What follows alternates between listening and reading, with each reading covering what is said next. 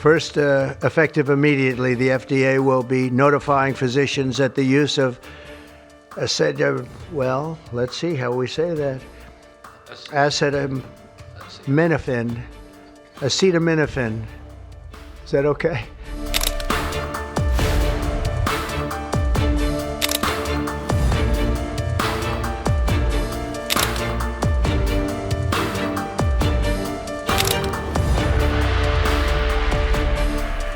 You know, there's something artificial. They're taking something. And by the way, I think I can say that there are certain groups of people that don't take vaccines and don't take any pills that have no autism. That have no autism.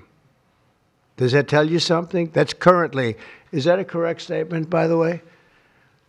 There are some studies that suggest that, yeah, with the Amish, for example. The Amish, yeah, virtually. I heard none. See, Bobby wants to be very careful with what he says, and he should, but I'm not so careful with what I say. But you have certain groups. The Amish, as an example, they have essentially no autism. First, effective immediately, the FDA will be notifying physicians that the use of well, let's see how we say that. Acetaminophen. Acetaminophen. Is that okay? Which is basically commonly known as Tylenol, during pregnancy can be associated with a very increased risk of autism. So taking Tylenol is not good. All right, I'll say it. It's not good. For this reason, they are strongly recommending that women limit Tylenol use during pregnancy unless medically necessary. That's, for instance, in cases of extremely high fever, that you feel you can't tough it out, you can't do it. I guess there's that. It's a small number of cases, I think. But if you can't tough it out, if you can't do it, that's what you're going to have to do. You'll take a Tylenol, but it'll be very sparingly. It can be something that's very dangerous to the woman's health. In other words, a fever that's very, very dangerous, and ideally a doctor's decision, because I think you shouldn't take it. And you shouldn't take it during the entire pregnancy. They may tell you that toward the end of the pregnancy, you shouldn't take it during the entire. And you shouldn't give the child the Tylenol every time he's born and he goes and has a shot. You shouldn't give a Tylenol to that child. All pregnant women should talk to their doctors for more information about limiting the use of this medication while pregnant. So ideally, you don't take it at all, but if you have to, if you can't tough it out, if there's a problem, you're going to end up doing it. The other thing that I can tell you that I'll say that they will maybe say at a little bit later date, but I think when you go for the shot, you do it over a 5-time period. Take it over 5 times or 4 times, but you take it in smaller doses and you spread it out over a period of years. And they pump so much stuff into those beautiful little babies. It's a disgrace. I don't see it. I think it's very bad. They're pumping, it looks like they're pumping into a horse. You have a little child, little fragile child, and you get a vat of 80 different vaccines, I guess, 80 different blends, and they pump it in. So ideally, a woman won't take Tylenol. And on the vaccines, it would be good instead of one visit where they pump the baby, load it up with stuff, you'll do it over a period of 4 times or 5 times. I've been so into this issue for so many years just because I couldn't understand how a thing like this could happen. And you know it's artificially induced. It's not like something that when you go from all of those, healthy babies to a point where I don't even know structurally if a country can afford it. And that's the least of the problems. To have families destroyed over this is just so terrible. I also, and we've already done this, we want no mercury in the vaccine. We want no aluminum in the vaccine.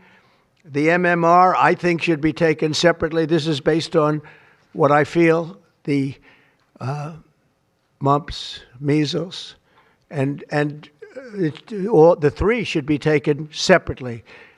And it seems to be that when you mix them, there could be a problem. So there's no downside in taking them separately. In fact, they think it's better, so let it be separate. The chicken pox is already separate because when that got mixed in, I guess they made it four for a while, it really was bad. So they make chicken pox. Individually, they're okay. When you mix them, something maybe happens. So there's no downside in doing it. It's not like, oh, if you do it, bad things. No, it's only good side. And it may not have that much of an impact, but it may have a big impact. So let those be taken separately. And then hepatitis B is sexually transmitted. There's no reason to give a baby that's almost just born hepatitis B. So I would say wait till the baby is 12 years old and formed and take hepatitis B. And I think if you do those things, it's going to be a whole different, it's going to be a revolution in a positive sense in the country.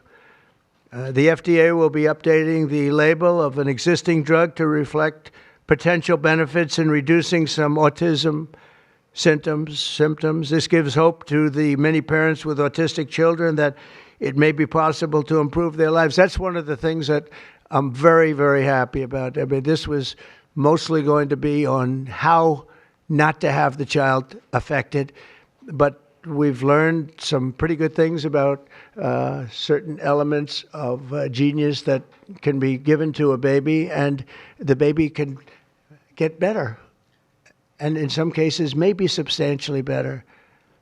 Not going to be easy, but be a lot easier if it didn't happen in the first place, as these great parents fully understand, right?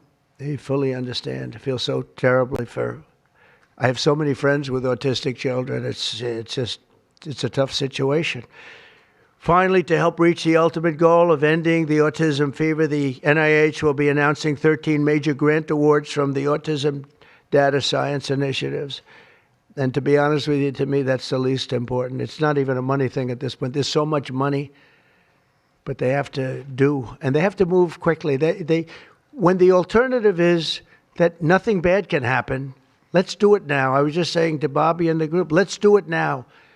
Nothing bad can happen. It can only good happen. But with Tylenol, don't take it. Don't take it. And if you can't live, if your fever is so bad, you have to take one because there's no alternative to that.